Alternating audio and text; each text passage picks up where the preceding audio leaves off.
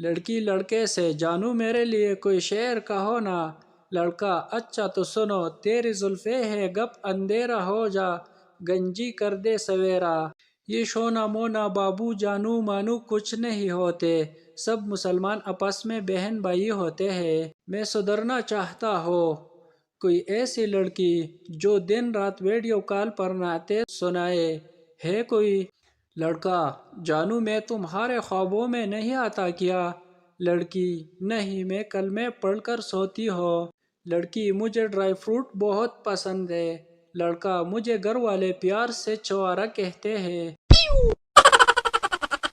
شادی کروں گا تو ایسی لڑکی سے جو لڑائی کے بعد بولے ساری غلطی میری تھی، لگاؤ 4 تھپڑ مجھے۔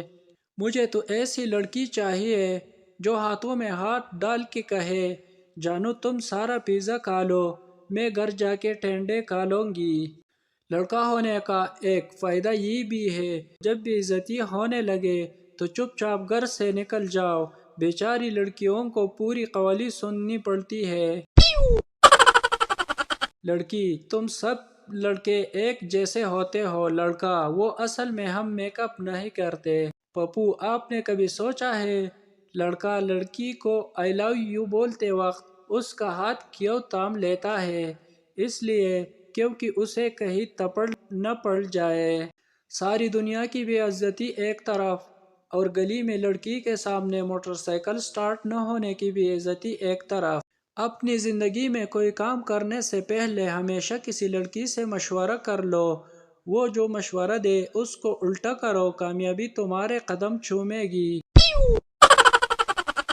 لڑکے نے لڑکی کو پروپوز کیا تو لڑکی شرما کر جانے لگی۔ لڑکا جواب تو دیتی جاؤ۔ لڑکی جاؤ اپنے دوستوں کو پارٹی دے دو، وہ مجھ سے کہتی ہے کہ تمہاری زندگی کو جنت بنا دوں گی، اور بنانا اس کو دال چاول بھی نہیں آتے۔ کانفیڈنس دیکھو اس کا۔ وہ لڑکے بھی لڑکوں کو کہہ رہے ہوتے ہیں میں تمہیں کبھی نہ بھول پاؤں گا، جو دکان پر جا کر یہ بھول جاتے ہیں امی نے دال کون سی منگوائی تھی۔